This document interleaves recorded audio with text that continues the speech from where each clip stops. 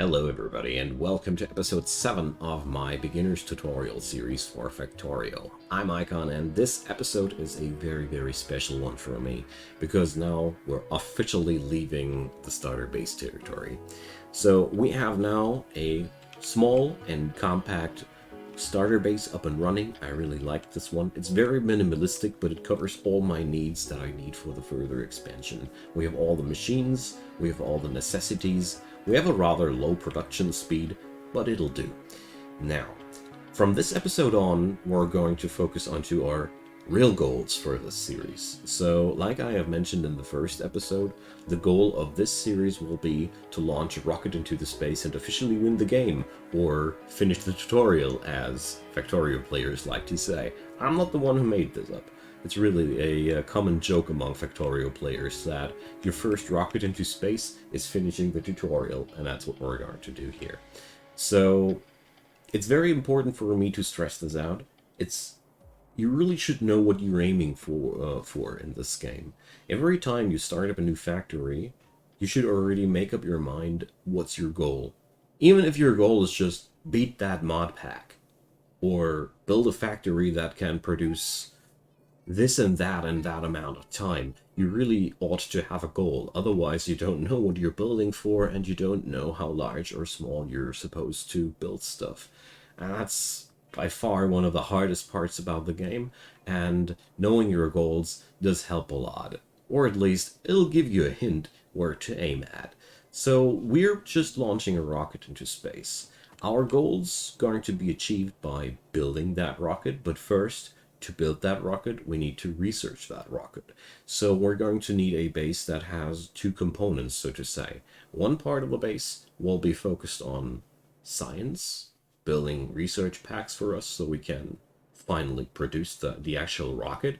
And the second part of our base will be focused on building the actual rocket, because there's a lot of material necessary for that. So these are the two big components our factory will be made out of, and this is what we're aiming for. So like I mentioned in the last episode, I've been a bit of a busy boy, and I've been exploring a bit. So I plastered this place with radar panels, and this is what it looks like. Of course, if you are playing in a non-peaceful world, stuff like that is just not possible, and you'd be needing to clear out some biter nests until reaching this phase of the game. So, in this regard, my tutorial series is a bit bad for players who want to play with biters, but the gist of it is you'd need ammo and gun turrets, and I still need to remove these nests sooner or later, and that's something I'm going to feature in another episode in the future, like strategies how to remove biter nests, because, you'll need to. Defense-wise, you just put up a gun turret, fill ammo in via an inserter or via a player, and that thing shoots and does the rest. It's not that hard, but, well, not included in the series. I'm very sorry about that. Well, enough about that. We're going to look at the topography here, and we'll have to decide where to build what here. And this is some major decision making, and you're really setting down some foundations for your factory, and that's why I think it's a very important phase. So here we are starting out. The materials we have here are just enough to get the ball rolling. We need more copper, stone, and iron and coal to keep ourselves going, but most important materials are iron and copper, numbers wise. So south of us, I've found really nice copper deposits. There's a third one over here, and there's also some uranium on the shore, alongside with some stone and some coal in this direction. Over here, we have some coal, some iron, and some copper. These are particularly large deposits for our vicinity. Keep in mind that the further you go away from your starting point, the larger and denser the material spots, the resource spots will grow. Up here, we have iron, iron, iron, iron, iron, iron. So this place is really dense in iron, but there's sadly only one copper deposit. I didn't go deeper into the north, so probably we could be lucky and find some more iron deposits up here, but I didn't check for that. So what's also cool to see about this place, there's crude oil, two bigger deposits of that, and the third one over around here, also still very accessible. We have a fourth oil deposit down here, so we're pretty stacked in terms of oil and uranium as well. We have two bigger deposits. That's way more than we'll ever need. So we're good to go. Alrighty, good news, but the bad news, this is all rather scattered up and spread across the world, so we're going to need to set up some serious logistics to get this going. For now, our methods are rather limited. We have these materials here, and I have already researched the technology for rails and trains, but our production rates here are nowhere near close to provide enough materials for rails in these amounts. One piece of rail, or well, two pieces of rail in this regard, but one piece of rail is half a steel plate. We're producing steel right now at a very, very slow pace, and while I would be certainly able to get this going, for the sake of simplicity, first I want to show you how to expand in a low and intermediate range with belts, and then I'm going to show you the expansion over intermediate and longer distances via trains. Although I must say, this world is extremely inviting for a train solution, because really there's so much scattered around material that we certainly will put up some rails here, especially up here, the iron. I see that. Oh, there's another copper patch there. Whatever. So my thoughts were, we're going to set up our base like that. We're going to access this copper patch here and this iron patch here via belts. This is something I wouldn't do in in a in any other regard. I do this in a beginner's tutorial series to show you the up and down sides of connecting your mining operations with belts, but you will soon see that the downsides are heavier than the actual advantages of that. We would be already best we were already would be best off putting up this stuff on rails, but for the sake of demonstration, we're going to do this a bit by belt, because, you know, everything you do in Factorio is reversible, and there's no such thing as a grave mistake in this game. Keep that in mind, because really that's one of the coolest things about this game, that you always can't just pick up your stuff and rebuild it different. That's one of the most beautiful things about this game. I can't stress it out enough. Okay, so we're going now down there, and we're going to set up ourselves a small mining ops. What I'm also going to need is a bit of a furnace. So my goal now is we're going to set up two mining outposts, one for iron, one for copper, and once these are set up and running, I'm going to set up a infrastructure to construct myself a railroad system as quick as possible, and we're going to replace all that stuff and put things on rails and show you guys at the same time how this is done. So that's the rough roadmap for now. But sometimes, you know, it is perfectly fine to connect your stuff just via belts at the beginning, especially before you understood how things are going. And therefore, I want to exercise all these little mistakes or things that you might think a good idea with you guys. So, now that we have our goal, let's get started. This one is closer than that one. My idea is we're going to smelt our metals down here in this area. This is going to be where we're going to produce our materials in a larger scale, and then our materials will all flow all the way up here, and we're going to produce the science and the rockets all the way up north, because as you see here up north we have no bigger obstacles. There's only one oil field, but that's not really a obstacle in that regard, and we can just keep building all the way up there. So that's our rough flow chart, and I really can't recommend it enough to do so as well. By the way, if you click here at the add tag button, you can just add in an icon as you wanted, and let's select the iron plate. You could also select a text, so let's say iron smelting,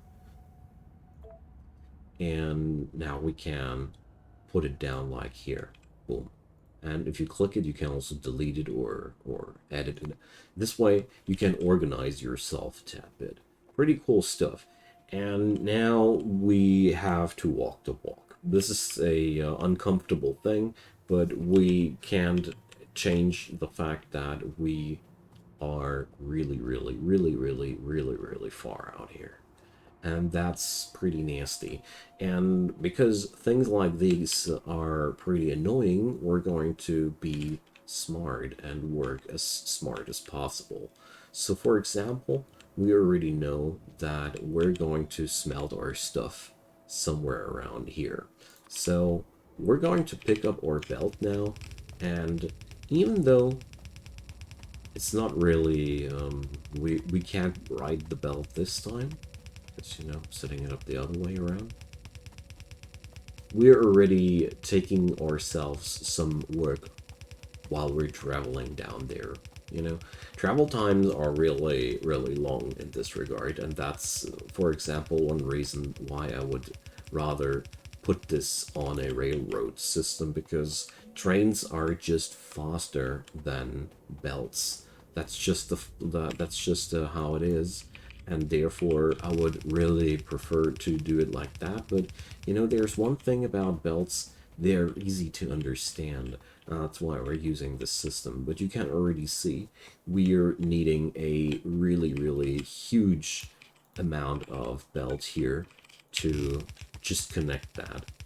And to make matters even worse, this belt is now only capable of transporting 15 units of iron ore. That's not it. And this iron patch over there is large enough to, well, let's see how large it is, how many miners we will fit on it. We'll see about that. But the good news here, we already have a power grid access due to the radar panels. And here we have the iron ore patch. Majestic, isn't it? So when we're setting up a mining operation, we'll have to make sure that we're depleting the entire patch. So I always decide either if I place my miners like that, or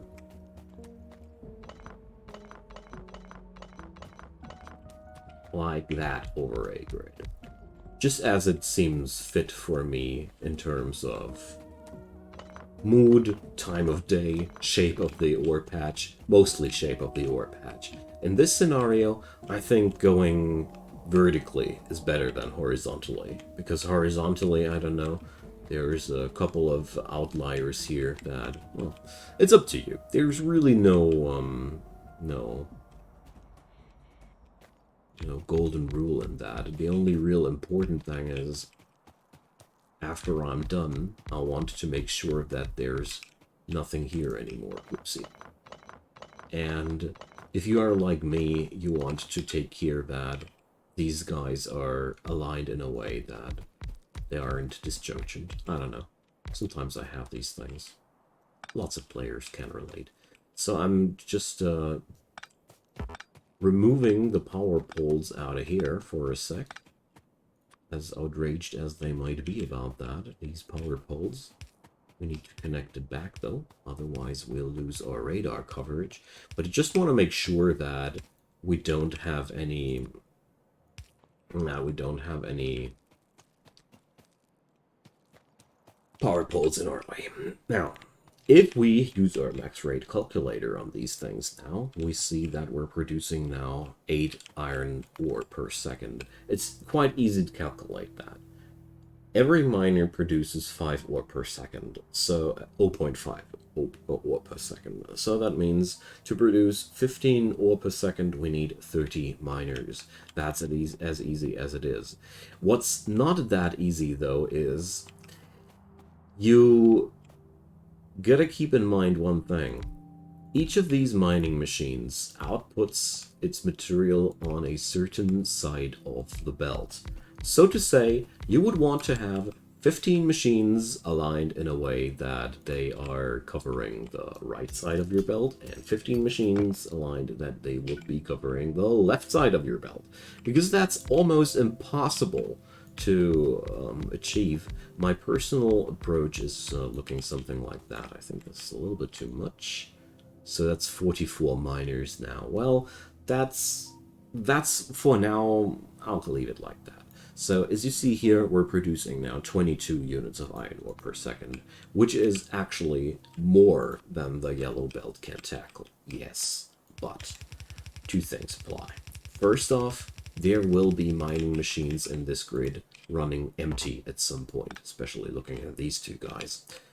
And therefore, you'd ideally have a bit more than just 30 machines on this one. And the other thing is, like I said, 15 on the top side of the belt and 15 on the bottom side of the belt. Since this is a pain in the rear to count through these, I usually go like, yeah, that's more than enough, and leave it like that. So this is now what we're going to be working with. Here, we're just going to wire that thing up. And now we got ourselves a huge amount of ore, for our starter terms at least. So this little facility here is now providing enough ore to fill up the entire yellow belt there.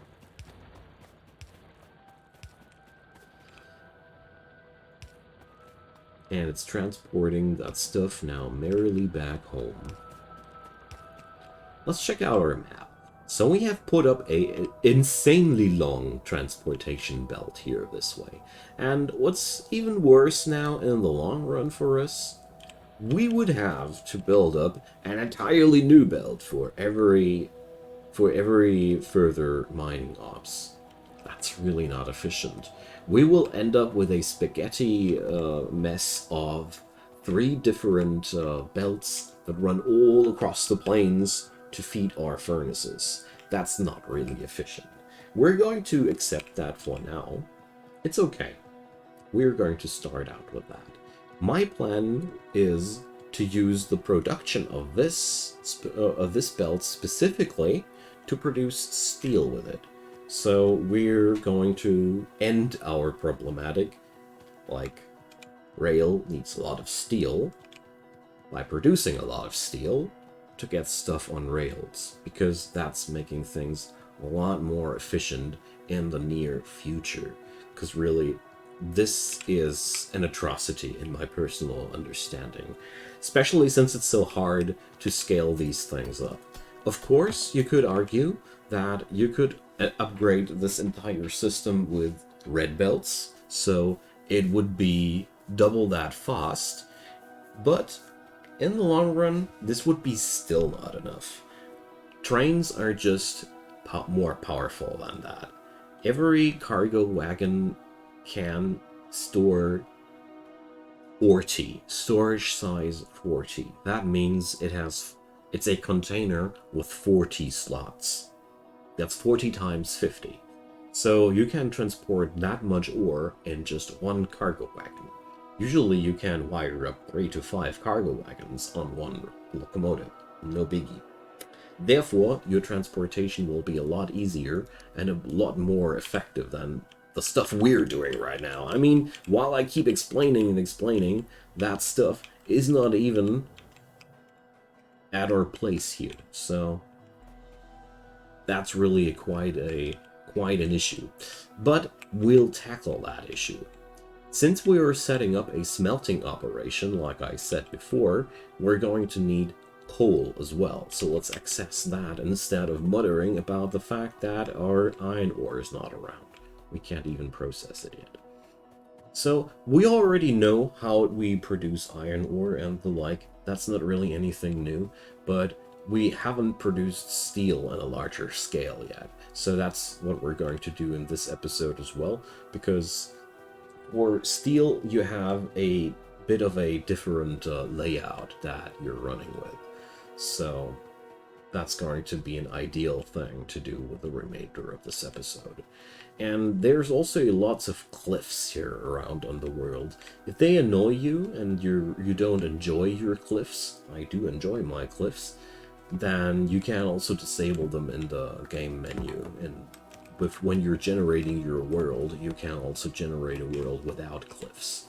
But like I said, I really don't mind them.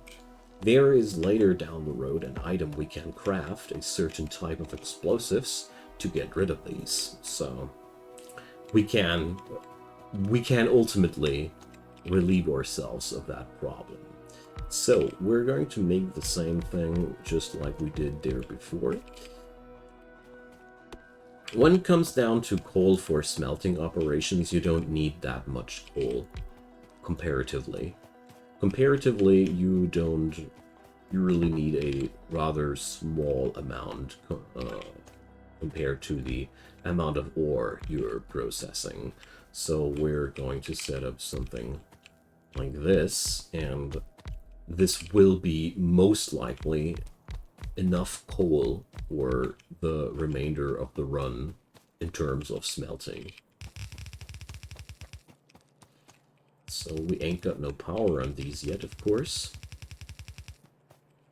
And here things get a little bit annoying because, you know, that's just how expansions go, you know. A lot of players dislike the expansion phase, but well, it has its own challenges. As you see here, we're using up tremendous amounts of belt. So that's why I whipped up at the home base 2 different assemblers, just producing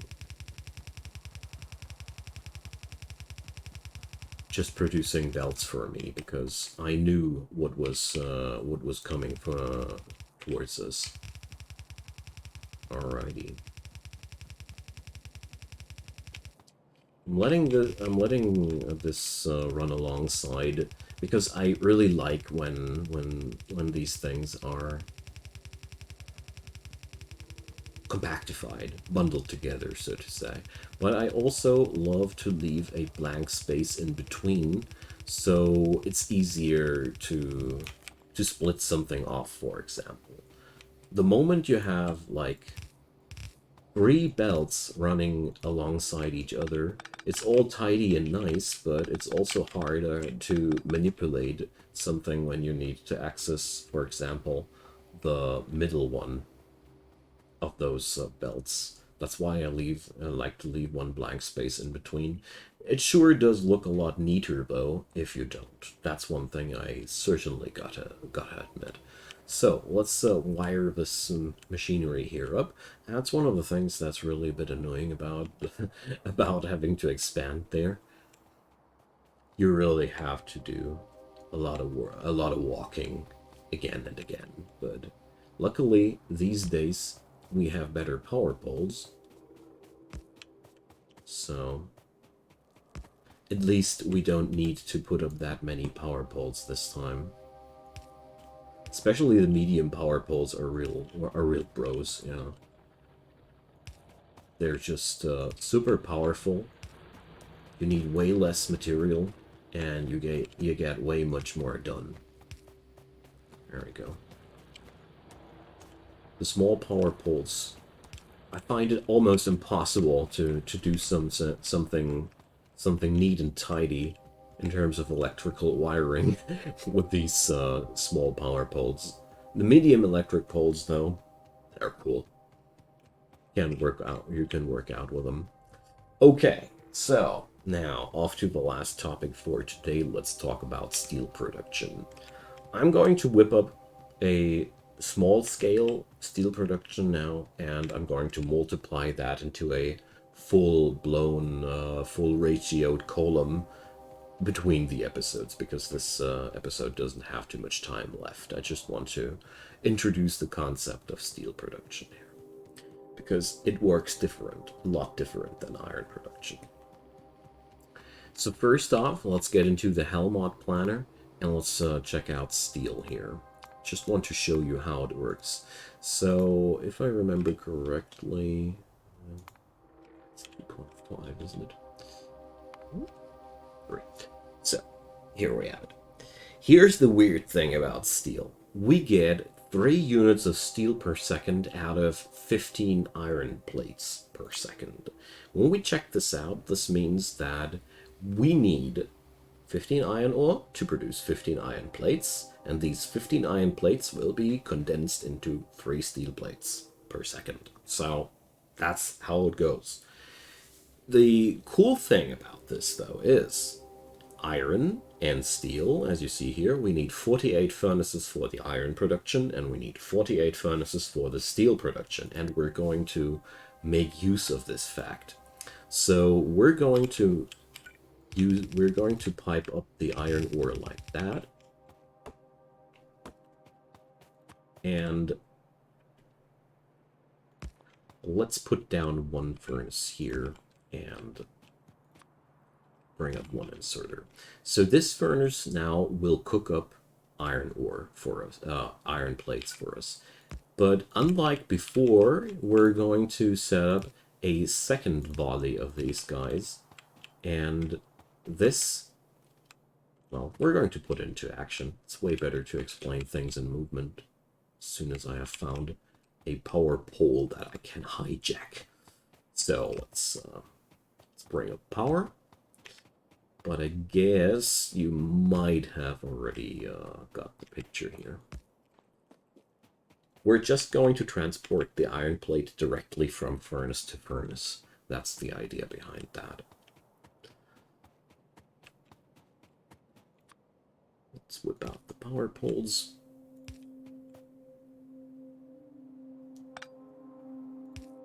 Get a little bit nuts about the orderly positioning here, but let's say something like that. Sometimes sacrifices have to be made.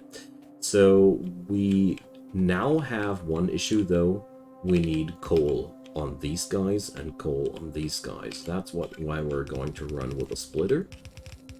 And we're going to provide coal into 2 directions here. So here goes. One day soon the coal will arrive, to promise. So we need now a red inserter to pick up the coal from the belt, from the faraway belt. Ah, here the coal finally arrives. And we're going to need inserters on this side now, of course, as well. So the last element of our steel smelting column is now one last piece of belt, where we're going to output these guys. So I don't have enough coal. And now, of course, we can and will set this up on both sides. And that's the real nifty thing about it.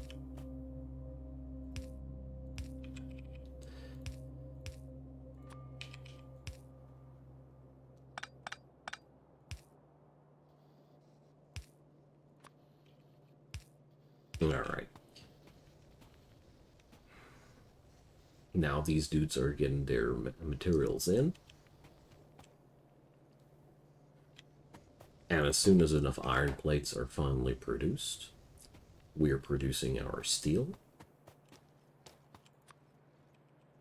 Let's wire in another splitter here.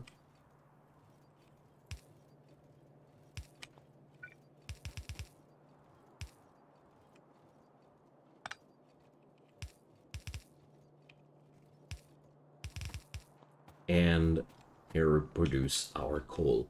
This is by far superior to our old method, mainly because we have now a lot of more production going there. Although steel is one of the most nasty materials to produce in the game, like in the mean of these, like in the meaning of material effort. You really need to put in a lot of material to get the ball rolling. And at the end of the line, we're going to combine these two belts again to one together.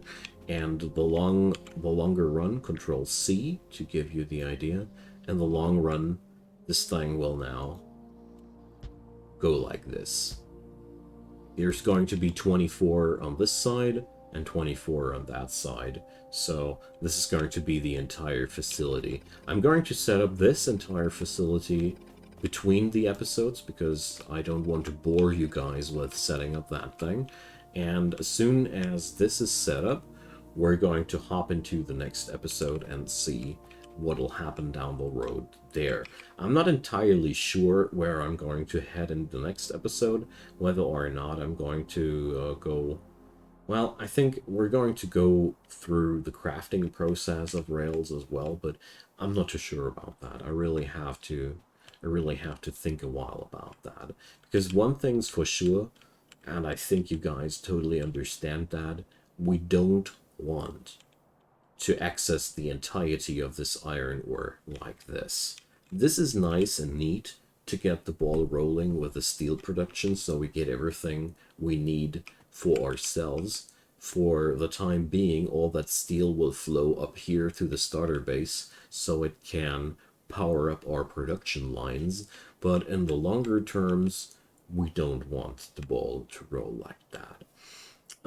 And there are several other advantages to rail access and several other disadvantages to a pure belt access that we're going to explore in the upcoming episodes.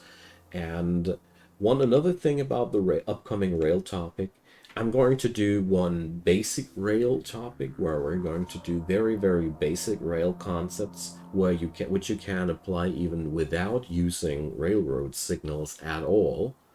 So we're going to approach this thing by its very, very fundamentals. And another episode where we're going to talk about the more advanced setups, railroad signs and the like, is going to be another different episode. All right, so thanks for watching. That's the end of this episode. I'm going to set up this behemoth, small smelter thing in between, and I hope you enjoyed. Drop me your comments down below, leave me your thumbs up, and of course consider subscribing. I'd be delighted to have you folks, and have a good one. Bye bye.